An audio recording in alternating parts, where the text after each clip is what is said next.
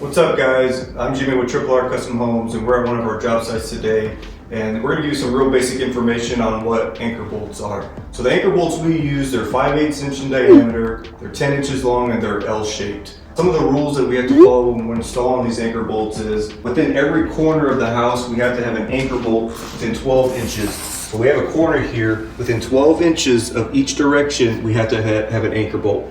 After that, once we have our starting anchor, we have to have an anchor bolt maximum of 6 feet in between each other. So you see, we have our first one there, within 6 feet we need another one, then another 6 feet we need another one, and so on and so on.